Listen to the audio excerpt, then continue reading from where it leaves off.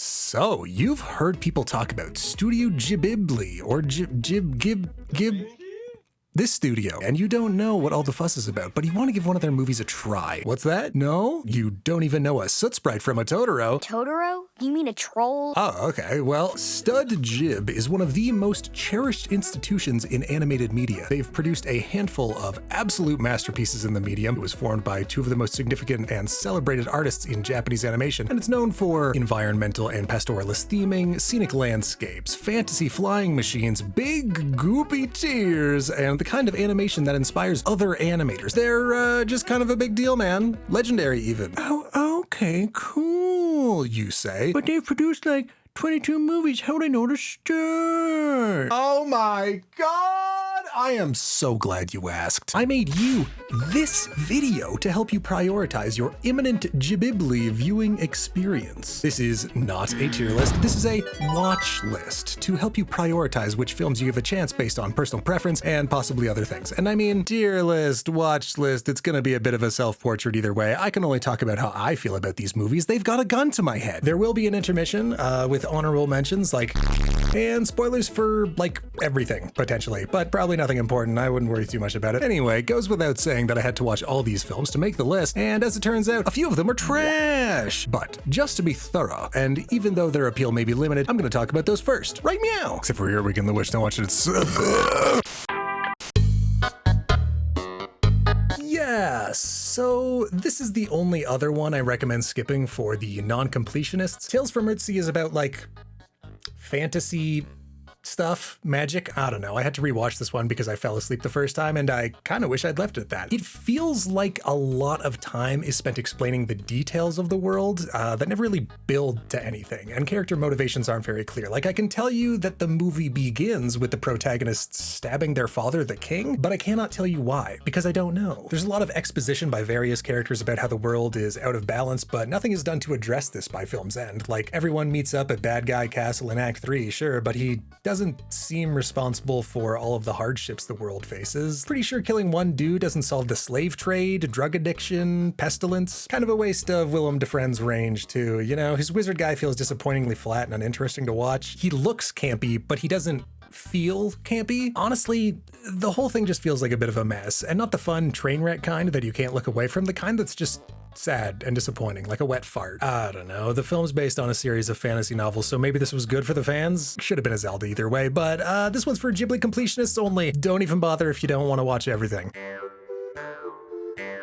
I fundamentally don't understand the appeal of the borrower's concept. That's not entirely true. Seeing the world through the eyes of someone who's an inch tall can make for an interesting shift in perspective, and seeing human objects repurposed to fit the lifestyle of tiny people is also kind of neat, but also, who cares? Arrietty is about a family of tiny people who live under a regular-sized house and steal stuff, or borrow, to survive. They can't be seen by humans because of, reasons, and have to find somewhere else to live if they are discovered. Knowing those facts, you can probably make a pretty accurate guess as to the shape of the plot in this one, but a few sequences stand out. There is implicit danger in tiny people navigating a giant's world, but to be honest, most of my time watching this, I was wondering what Ghibli could do with the Rats of Nim. This is one of the few Ghibli films I hadn't watched prior to making this list, and I can't see myself returning to it. It didn't feel like there was a lot going on thematically, and I'm probably making it sound worse than it is, but even if you're into this sort of thing, I'd personally recommend pretty much anything on this list, before this. Oh, and also Marcel the Shell with Shoes On. It's so cute. I watch that instead. Honestly, Marcel the Shell with Shoes On. Really good. Watch it. Really good. Really good. Right up front, I'm just gonna say it, don't fall for it. These girls aren't gay. I can play multiple parts of the film that will seem to indicate the opposite easily, like just... In my dreams, I saw a girl just like you. It's not a dream, You're my precious secret. Remember I said last night that you're my precious secret? In that case, may I have this dance?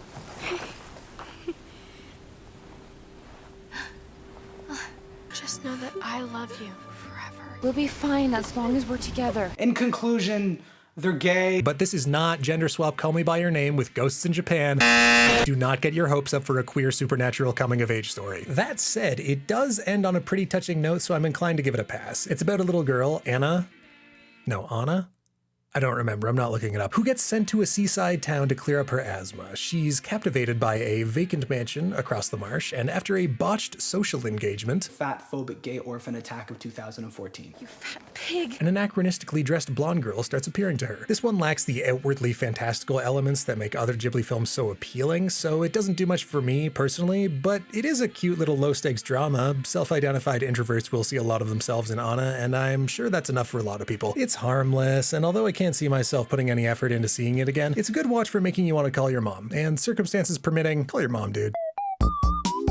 The Cat Returns is totally fine. It's kind of nice even. It stands out for looking noticeably off-brand for a Ghibli movie, and honestly, it doesn't quite hit the same highs as the better ones. There's no big action scenes or stirring emotional beats, but there is a distinct whimsiness about it, and there's nothing wrong with that. That one shot with the crows is neat too. I don't know, that's cool. It's about a girl who saves a cat and is whisked away to the Cat Kingdom to marry the Cat Prince. Understandably, she's not into it, and if you don't want to watch this movie based on that description, that is also understandable. What makes this film noteworthy in the Ghibli oeuvre, though, is that it started out as a 20-minute short for a theme park, and it features characters from another Ghibli film, Muta and the Baron from Whisper of the Heart. And no, I don't know why, please don't ask. Anyway, the theme park bailed on the project after some footage was already done, so the studio took that and had some staff adapt it into what it is now. So that's neat, I guess. Sometimes you make a thing with, just what's lying around. It also clocks in at a pretty brisk hour and 15 minutes, and I'd say that's reflected in the pacing. The plot moves along at a pretty good clip. Overall, it ain't hurting nobody. It's all right. I'd probably find a reason to stay in the room if a roommate was watching it or something. Give it a little chance. Give it a chance, my guy. Come on.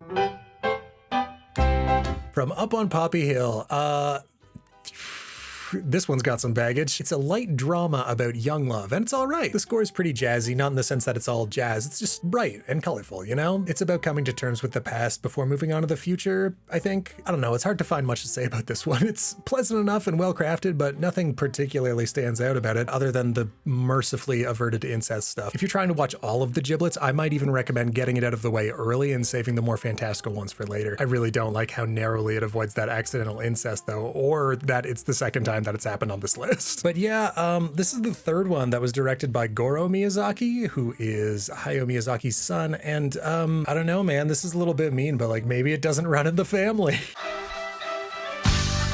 Okay, so there are precisely 2 sequences in Pom Poko that make it truly unskippable, but other than that, it feels like it could have lost, I don't know, 15 to 20 minutes somewhere. I understand that these are supposed to be kind of dumb, feckless little forest creatures, but this film really kind of just meanders a bit. Good environmental message at the end, though. It does feel a little on the nose, given how infrequently the other Gibbles tend to, moralize directly at you rather than, like, showing you the majesty of nature as a reason to protect it. But sometimes you just gotta have a raison d'etre, whatever, it's fine. It does score a perfect 10 in terms of funny little guys, though. This one's for sure got them good little Ghibli guys.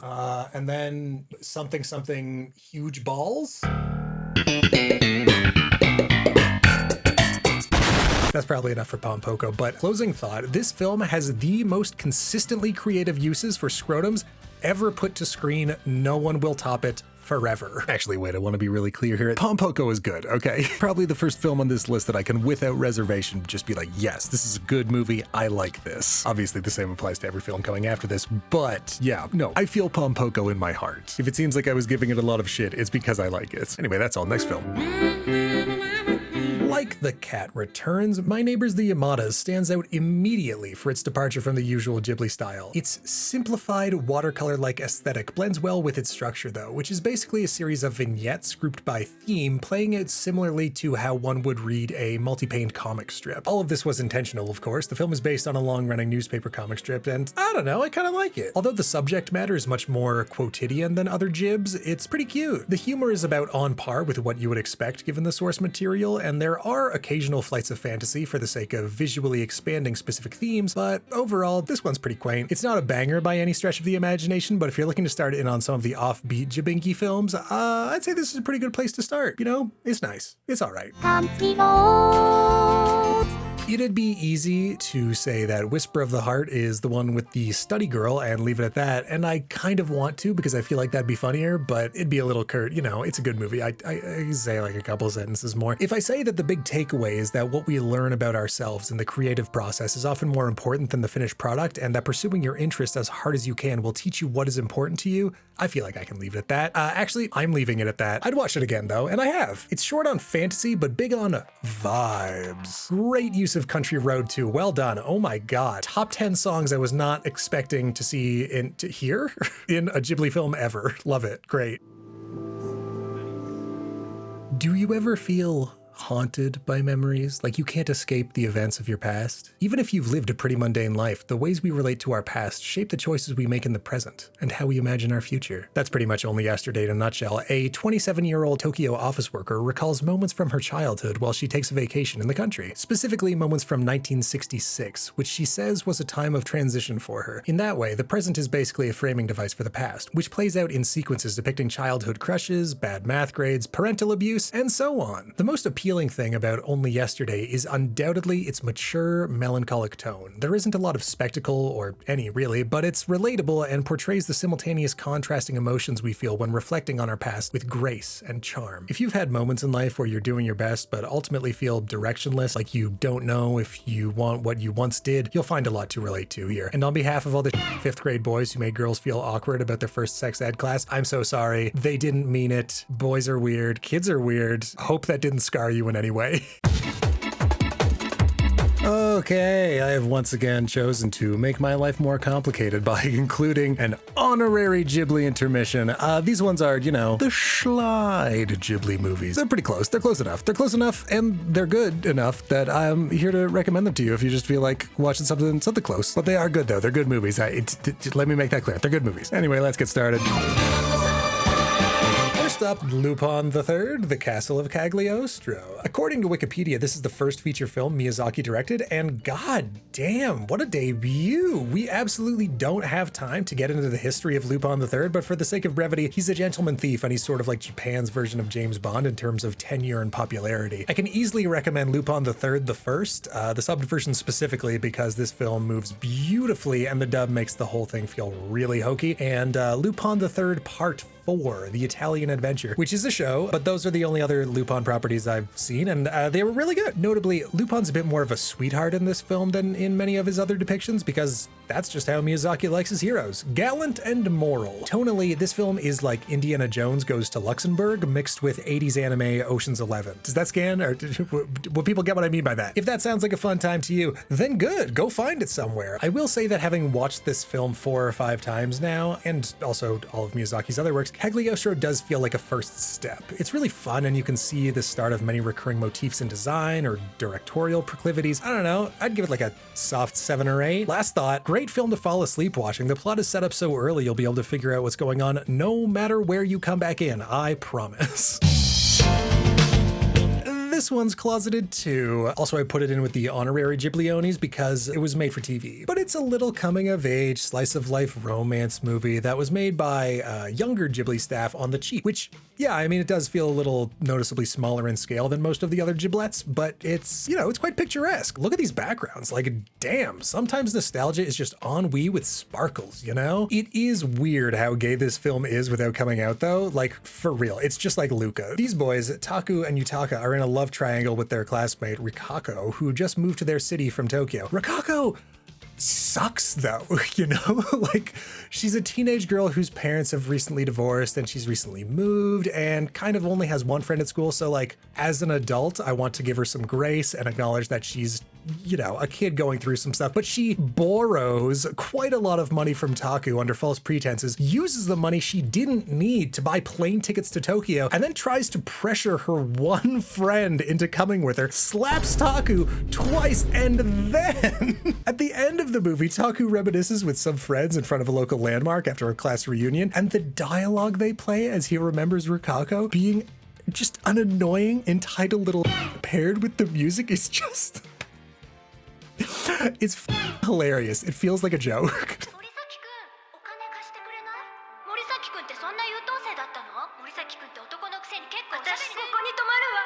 請求書はパパに行くんだから、私にも権利あるでしょ。私ってかわいそうよ。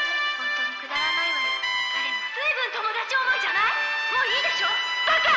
あんたなんか最低よ。Anyway, this was a little slow, but it's an interesting watch. I recommend it, but like, damn, I feel like I'm taking gay crazy pills watching it. These boys should have ended up together.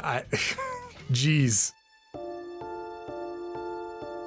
The Red Turtle does one of the coolest and most impressive things that any film can do, animated or otherwise.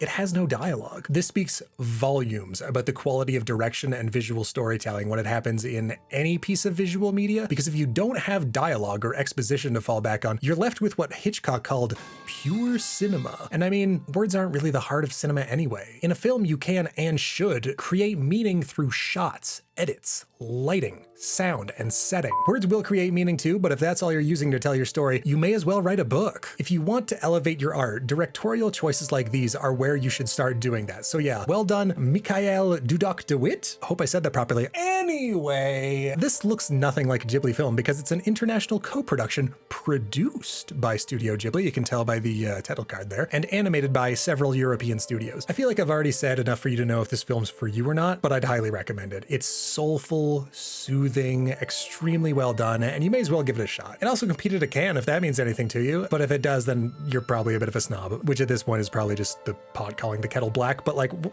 whatever, it was a Cannes, I don't know.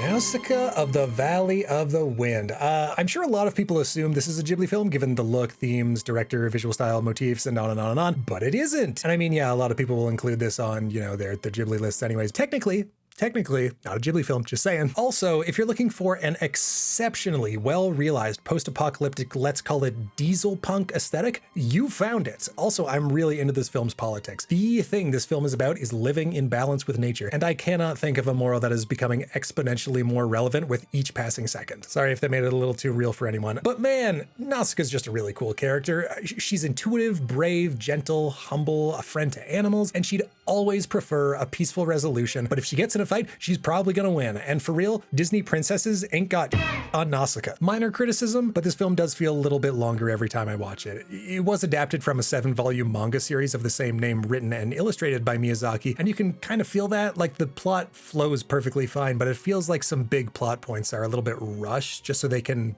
you know, all make it into the film. I haven't read the manga, so I have no idea if that's the case or not, but it does make the film's rhythm feel a little odd in places. That's probably just because I've seen the film several times already though, so I don't know. Great film regardless. Love the scale, love the setting, love the message. If you played Tears of the Kingdom, prepare to see where the depths came from.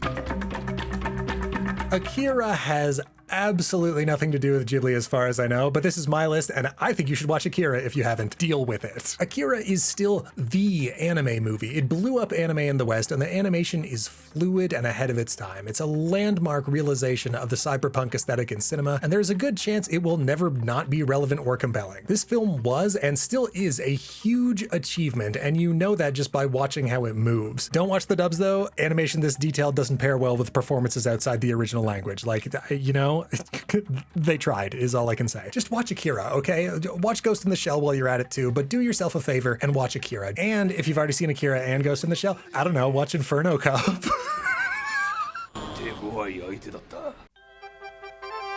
Future Boy Conan is one of those anime that I had heard about for so long I just decided to go ahead and watch it for this list. While Lupin was Miyazaki's debut as a director of film, Conan was his debut as a director in general. And man, it really does feel iconically Miyazaki despite how early in his career he worked on it, you know? We got environmentalism, we got Marxism, we got flying machines and the background radiation of war. All the essentials. The show is iconic in its own right though. Easy example that spoils nothing. Look at Conan's house. Nature taking back what man has built is one of my personal favorite design motifs, but a crashed rocket ship overgrown with vines with a stone hut built underneath instantly tells you just so much about the setting. Also, if you aren't interested yet, this show is basically Wind Waker brought on by World War III. Conan himself seems like Miyazaki's platonic ideal for a little boy too. He's adventurous, helpful, tough.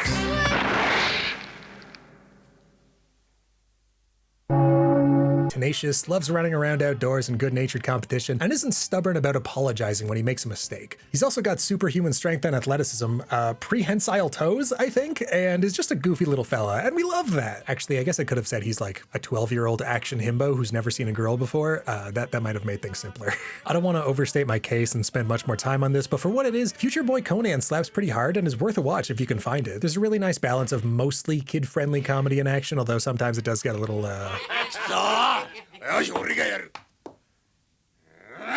weird. Its politics are good, but it's very approachable despite them. It feels charmingly retro, and once you've seen it, you start seeing little homages to it everywhere. The pace is about what you'd expect for an anime from this decade, but I wouldn't let that dissuade you from watching it if you're interested. It's a show that deserves to be remembered.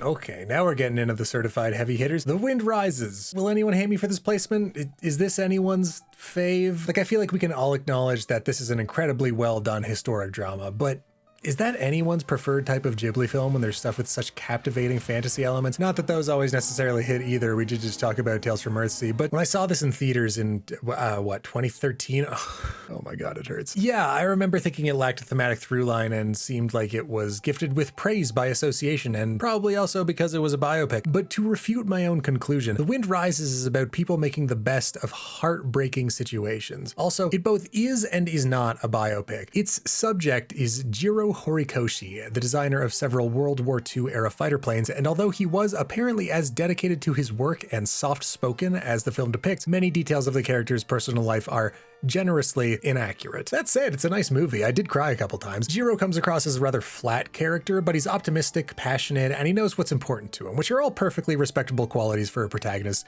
if somewhat bland. I can't guarantee that this will make a compelling watch for anyone who has trouble getting through a movie without looking at their phone, but it's a good time for what it is. Also, the Foley is just great.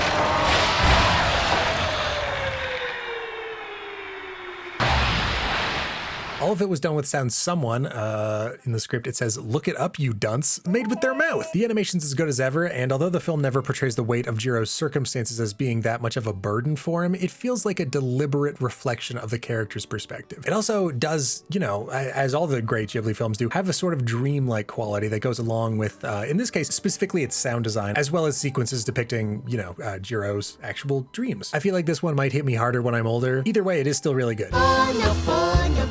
Oh boy, that theme song, man, it just gets in you. It's hard not to be drawn in by Ponyo's striking imagery and outright joyful tone. Like, it is impossible not to recognize the amount of talent and imagination that went into this one. You don't get sequences like Ponyo's escape without a whole lot of people working really, really hard. It's also hard to deny that this one's made for the younger set though. Besides being from the perspective of two children, the relationships between characters are pretty simple and there aren't a lot of complicated plot points. I don't think these are points against it, but personally, the dissonance of seeing everyone having a great time in the wake of an apocalyptic natural disaster is a little hard to shake. Also, I didn't think I was going to enjoy this one as much as I did. I saw it years ago and remember thinking it was lame for being for kids, but it hits different now. Like, even if it's thin in the story department, it just moves so beautifully. Long story short, it's basically The Little Mermaid. A magical fish girl wants to be with the boy she loves and has to give up her magic to become human. As a brief aside, I'll say that the most interesting aspect of the story for me is what would happen after the events of the film. And it was reportedly Miyazaki's plan to make a sequel, but he was encouraged to make The Wind Rises instead, which he did, and I'm sad. Ponyo's fun, but if you're insecure about watching stuff for kiddos, you probably won't enjoy it. That said, it's a huge flex for what 2D animation is capable of, so you'd be remiss to ignore it. Also, since we're in this territory, a good companion piece to Ponyo might be Lou Over the Wall, another mermaid anime movie that's a bit more goofy, but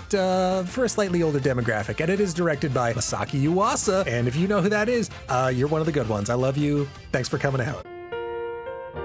Porco Rosso is an odd one, sort of a Rescuers Down Under among the Ghibli greats, which is a huge compliment from me. The Rescuers Down Under is great. In some ways, this film feels both more and less mature than the other Giblets. Porco and most of the other important characters are adults, but the score and the way the characters react to danger undermine, like, any seriousness. Either way, its tone is what makes it stand apart. Like, this one is for the boys, Not exclusively, obviously, but there is a noticeably more masculine sort of energy to this one, for lack of a better word. It's got that stoicism, that bravado, that I'll protect the people who care about me by closing myself off emotionally shit. We got swashbuckling, fist fights, pretty ladies, and romanticizing a clearly very dangerous, individualistic, and lonely line of work, you know, for fun.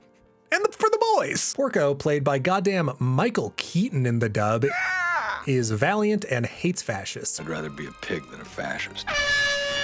But he's also an occasionally misogynistic shithead and gets away with it because he's the most talented seaplane pilot and bounty hunter in the Adriatic. So I don't know, there's definitely like layers there, I guess. That's pretty much all you need to know about this one if you're interested though. And obviously we have some really good Ghibli flying machines here, but that's pretty much standard from here on out. I suppose it's worth mentioning that it does have that sort of, you know, iconic Italian dolce vita sensibility about it as well. Like I could easily watch this over a beer or a Radler in the summer. I wouldn't show this to someone to prove Ghibli's range or anything, but it is a real good time. I like it.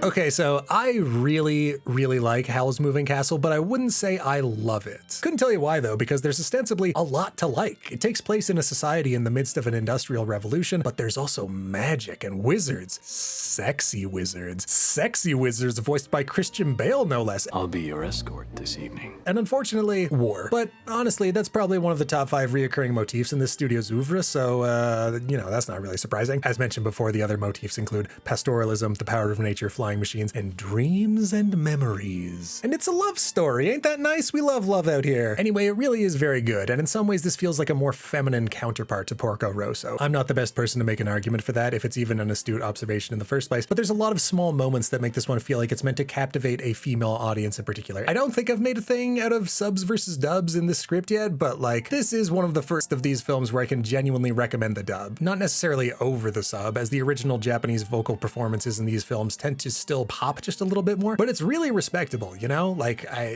Christian Bale really has given it a lot. Great movie. Oh man, this one's got that child-friendly ennui, you know? You ever feel like you've lost some essential part of yourself? Like what moves you has become some distant, intangible memory? I guess today we call that burnout, but this is a movie that gets that feeling. And it really hits the spot if you're having a bad time. This and Dark Souls, or probably a vacation, but who's got the money for that, am I right? This is a Ghibler that hits me different every time I watch it, and it will probably continue to do so as I age. This is one of those films, like many out of Studio Ghibli, that feels appropriate for children, but is actually made for adults. And you know that because it pretty easily puts a spotlight on something inside you that you can't really put into words, even with the vocabulary of a full-grown human. Or maybe that's just me. I mean, it's not necessarily that complex. Fundamentally, this is a coming-of-age story, but the older I get, the more I realize that a person's journey of self-discovery begins in one's teenage years and continues on indefinitely. It's also definitely about regaining one's spark, which mercifully is presented as a process that requires rest, disengagement, and need. And yeah, I mean, in my admittedly limited experience, those are essential for, I don't know, inspiration, if we want to call it that. If it isn't clear yet, I think this film is lovely and has a very low-key vibe that's easy to let in and sit with. Not a lot of formal 3-act structure kind of stuff going on here, though I imagine the skeleton's there, and there's definitely adequate setup for where the film eventually lands. This one's more of a soothing watch, though, and it isn't especially action or stakes-oriented. And that's chill. Don't you ever get tired of going apeshit all the time? Don't you want to have some tea and cheese biscuits and fall asleep watching Kiki's Delivery Service at 2 in the afternoon? If you don't, frankly, I don't know how to reach you. Oh my God, it's the guy on the logo! And what a guy he is. Totoro's both cute and vaguely terrifying, and I love him. Just like everyone else, peak mascot material right here. The movie's great though. It's got that idyllic Japanese countryside sauce, you know? It's got that intuitive understanding of childhood and how it feels to be a tiny little person who barely understands themselves. That's just real. Like, for what could easily be called a children's movie film, Totoro is pretty subtle. There's no message that you're beaten over the head with, or a bunch of lame jokes that don't land, or a, I don't know, mustache twirling villain. It's just kind of light trauma with funny nature guys.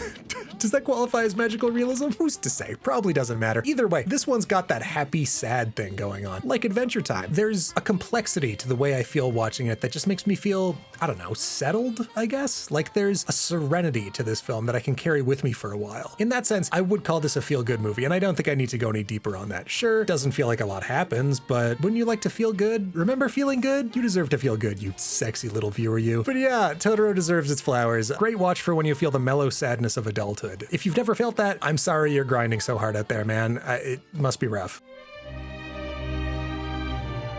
The first 10 minutes of Laputa Castle in the Sky are so well directed, it makes me sick. The rest of the movie is amazing too, but dude, the opening pulls you in expertly and immediately. This is also Ghibli's first film as Ghibli TMCR LLC Inc., and it's a banger, straight up. It's also fascinating to watch this film again after watching Future Boy Conan because it ostensibly shares a lot of DNA with it. Pazu and Conan are both indestructible, courageous, and energetic little guys. Sheeta and Lana are both vaguely mystic, soft-spoken, and become increasingly badass as time goes on. The super weapons are both skybound and are intrinsically connected to natural sources of energy. The male and female leads have great chemistry, but not in any specifically romantic way, and there's probably a lot more, but I should move on. This film is also incredibly easy to watch. The action and destruction are smooth and impactful, stakes and character motivations are always clear, and even when the film does slow down for a little bit of exposition, it's immediately followed by something captivating or memorable. Aesthetically, Castle in the Sky is probably also one of the best depictions of steampunk I've ever seen, if you're into that, but I haven't seen Steam Boy yet. And if this were a tier list, this would be the first entry into S tier, but I still kind of feel like this is one of the forgotten Ghibli greats. It doesn't feel like people talk about it that much, you know? Personally though, I can't recommend it enough. Like, go watch it very soon, if not now.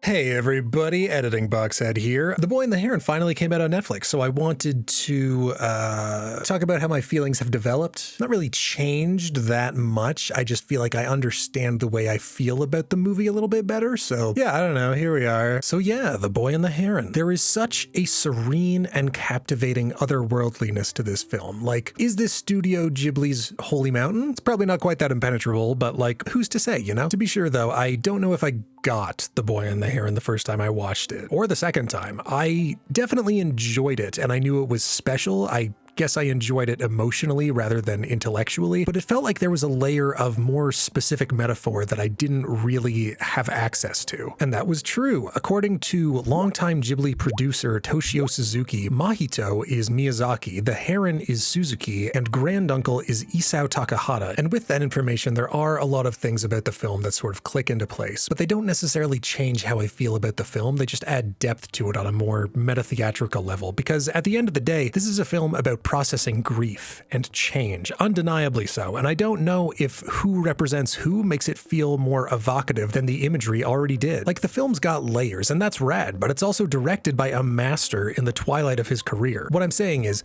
you don't have to get it, because if you felt something, you get it. If you see this little boy being as stoic as he can muster after the death of his mother, and your heart is breaking because you know how he must feel, then you're on the right wavelength. Even when story elements seem abstract, this still feels like an innately human and readable movie, even if no one is announcing how they feel, which, like, yikes, Netflix, bad luck. But anyway, to put it another way, specificity is fungible if you're already making art. And to put it even another way, rule of cool, baby, if it goes, it goes. This film is so confidently made in so many ways too, and although I'm sure there are people who don't vibe with it because no good art is for everyone, sorry, I forgot what I was talking about. He read too many books and went crazy is such a vibe though. Oh my God, I wish that were me. I feel like I can say that it wasn't recency bias that made people think this is one of the studio's best though. It may not be as immediately palatable as Spirited Away or majestically violent as Mononoke, but its resonance is distinct and intuitive, like Totoro, but with more of a dreamlike action-oriented focus. It feels like it gets me more than I get it, if that makes sense. Also, did I mention it's beautiful? Because it's beautiful. Like, look at these skies, look at this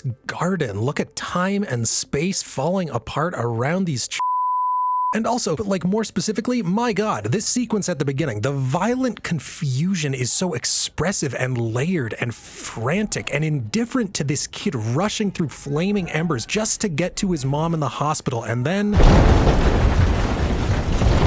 anyway, it goes without saying that I think you need to watch this movie. Certainly essential viewing for the McJib fans, and the Robert Pattinson fans, and the people who like to watch good and cool shit. Again, it's not impenetrable, and in fact, it's some of the most intuitive filmmaking out there, even among other Ghibli works, and it may be the last movie that Miyazaki ever makes. Just kidding, looks like he's doing another one, folks. I have no idea how to feel about this. I'm excited to see the movie, but like, ooh boy. If the man wants to work, let him, I guess. But also, is this exploiting the elderly? I really don't know. Anyway, back to the video. I can't say it's delightful, but it is incredibly satisfying. It's a tremendous piece of art. Go watch it. Anti-war films, along with documentaries, are arguably the most important genres of film in terms of identifiable real-world impact. It is important that they exist, even though they are often difficult to watch, because those of us lucky enough to have no personal experience with war need to be reminded of how indiscriminately evil conflict at that scale is. Grave of the Fireflies is director Isao Takahata's contribution to that tradition, and you may or may not find it devastating depending on your tolerance for watching children suffer due to forces beyond their control, but in contrast to many other war films, you feel this one most in its small moments. Seita dying at the very beginning of the film does alleviate the tension of wondering if either child will be okay in the end, but the dread you feel watching them struggle, watching Seita try to shield Setsuko from pain by distracting her with play or convince himself that either of them will be okay while they become increasingly desperate, it's heartbreaking. It's more than any child should be responsible for. I'm trying to resist the urge to crib Karsten's notes, but he's totally right about this film being unique for how it depicts a child's perspective in films of this kind. Even the other two anti-war films featuring children that I can think of, Come and See and The Bridge, start with their characters being willing, interested participants in war. Seita is an older brother though, and he knows that he has to be okay for his sister Setsuko, even as things continue to not work out. Children are, invariably, the most vulnerable people in any society, and seeing so many adults in this film turn a blind eye can feel excruciating, but you also can't really blame them. They're victims of a war they didn't ask for too. So what I'm saying is, this one's a humanity check, and would be positively scathing if paired with Oppenheimer. I hope you don't need me or anyone else to reinforce the fact that war is evil, but this is one of the most accessible and important films in the genre. Be brave, don't look away.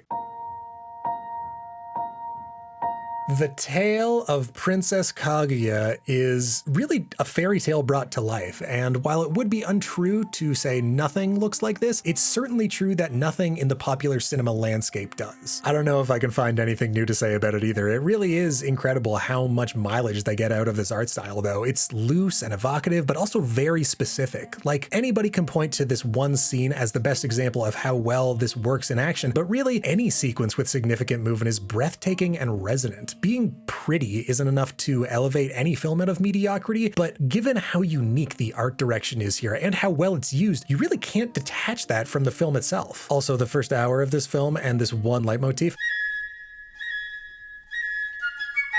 set up everything that Kaguya is missing as a princess so well. The simplicity, the freedom, the beauty and danger of the outdoors, friends, all that is fused with this leitmotif, and every single time you hear it, it's just relief. It's inquisitive and innocent, and I really wish I had the musical vocabulary to talk about it anymore. Besides the aesthetics, it's basically perfect for what it is, and it's everything you'd come to expect from Isao Takahata. A relaxed pace, strong reverence for nature, and a nostalgic, melancholy tone spiked with flashes of joy and grief. As Takahata's final film, it works well as a distillation of his approach as a filmmaker, which is consistently soulful and patient. I don't want to take the film apart scene by scene, but having seen it a few times now, there really aren't any that feel flabby or unnecessary in hindsight. I think it's fair to say that this is Takahata's most intentional film. Kaguya just feels slightly more determined and self-assured about what it's doing. I'm not really sure when it would be best to watch this film or who would make the best audience for it, because it's kind of just art, you know? Like, obviously everything else on this list is too, but Kaguya and Grave of the Fireflies feel like they should be in a museum, and I mean that in the best way possible. Do not skip this movie, and rest in peace, Isao Takahata.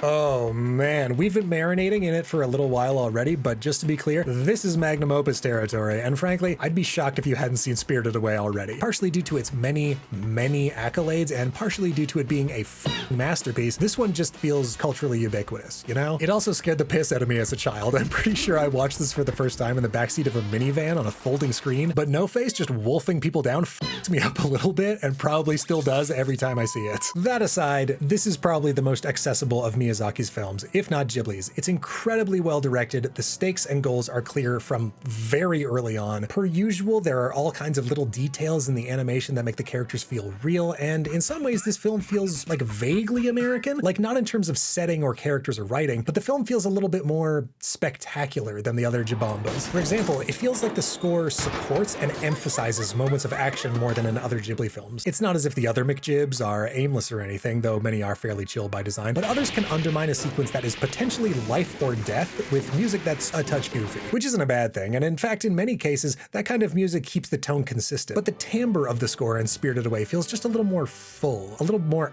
And upon thinking about it, both of those words describe the film fairly well generally. There's just a bit more going on in Spirited Away. There's just a little bit more of the unexpected, and yet it is still an incredibly soulful movie. Like, for fuck's sake.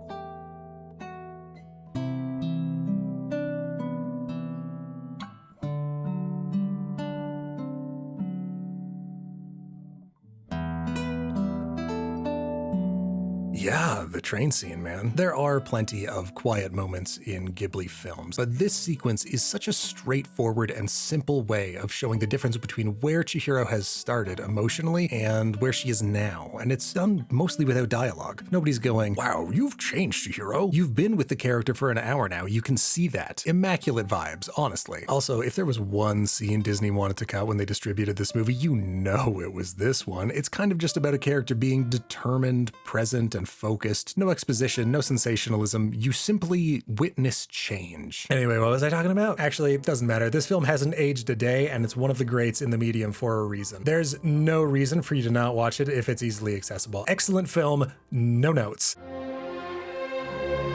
I wish I could watch this movie for the first time again. I really don't think there's anything I can add to the conversation about Princess Mononoke though, because this movie has received mountains of praise and analysis since release, and it deserves all of it. It's an unequivocal masterpiece in its medium. It's the kind of movie you go out and see on film at your local independent cinema if you have one. Not that you have to, given where I put this movie on the list. I think you should watch it right now. I mean it. Stop the video. Give me a like and a subscribe on the way out. Princess Mononoke feels huge though, and it's also fairly different from the other Giblos in some notable ways. The most obvious being the level of violence, which I wouldn't say is gratuitous. It's more like it's comically graphic. It's a little bit fucked up. It's also very cynical and morally complex though. Like, this guy is literally killing a god for money, and the lady who makes the guns that kill gods or otherwise turns them into demons is employing lepers to design those guns and buying the contracts of sex workers so they'll do metal work for her. Like, I don't know, in Lady Eboshi's case, I would say the means don't justify the ends, but I'm also a human and recognize that helping people out of a coercive employment situation or giving people who are infamous for being rejected by society through no fault of their own the means to survive are good things. Theoretically anyway, Lady Eboshi is still profiting off the guns. Guns are tools made exclusively for killing, and in this film they're shown exclusively killing gods who protect nature from the relentless destructive encroachment of people and people. Do you see what I mean? It's complicated. Coincidentally, and in spite of everything already stated, the film is fundamentally optimistic in the end, which goes a long way to balancing out the deicide and such. And I mean, honestly, I realize how trite this will sound, but this movie's just really cool. Like, it is such a treat to see art that doesn't feel like it's pulling punches sometimes. I think I've made it clear how much I love many of the softer Jibringle Bones, but given how adverse the studio is to glorifying violence, it's always surprising to see it done so unflinchingly in Mononoke. But the detail in the animation, the sublime natural landscapes and the background art, the scope of the conflict, the succinct writing, and the pitch-perfect sound design and score aren't even what elevates this film to a masterpiece. I am, because I made the video. But seriously, you gotta get this one in you if you haven't, and if you have, watch it again. This film deserves it. Slaps so hard, dude! Oh my god, is it over? It's over. Okay. Anyway, you should really commission NIDS for all of your digital art needs, including your carnal ones. Look at this hot Totoro. Look at that. That joke was like a second long. I was just like, NIDS, I have this idea for a really stupid joke in my Ghibli video, and they were like, I got you. Also, to be clear, NIDS did all of the drawings, like the border, every box set, including the skateboarding ones. So talented. You the best, homie. Give them your money. Anyway, if there's anything you should take away from this video, it's that you should go and watch a Ghibli movie. Obviously, I'm recommending Mononoke first, but like, you know what? Whatever you want. To be clear, only yesterday, that would have been higher if it were a tier list. Like, for the people that hits, it hits hard. But again, thank you so much for watching. You're a beautiful soul, just like every female lead in these movies. And I'll see you at Christmas. Oh, and also like and subscribe and leave a comment if you could. That'd be great. Thank you very much.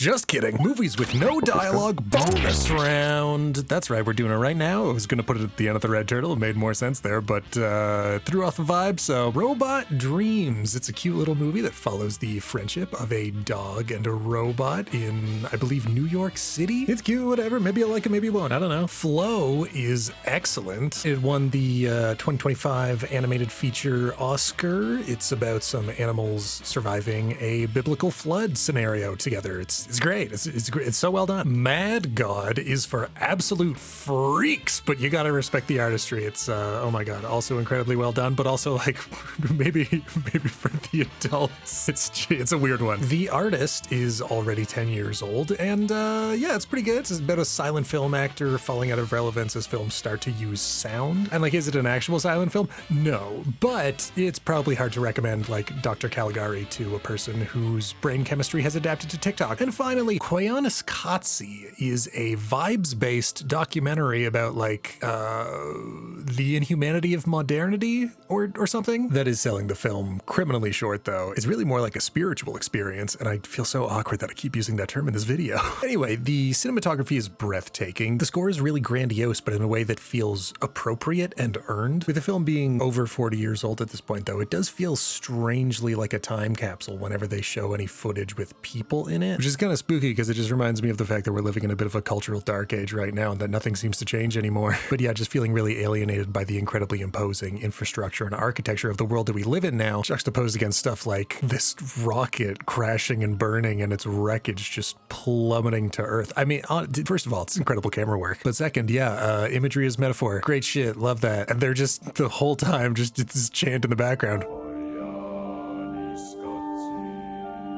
It's great. It's a great movie. Like, it's kind of incredible the degree to which this film showcases the and beauty of the modern world. It's really strange, but in the best way possible. Like, I have not in recent memory felt more connected to my fellow human animals than watching this man smoke a cigarette. I feel like I'm watching a majestic gorilla in the misty mountains of Uganda smoking a cigarette. But yeah, I mean, if you're the kind of person who doesn't think that all art needs to be entertainment and can just like let a movie in and be what it is, then this film certainly provides an experience that is worth having. Anyway, that really is the end of the video now. Goodbye!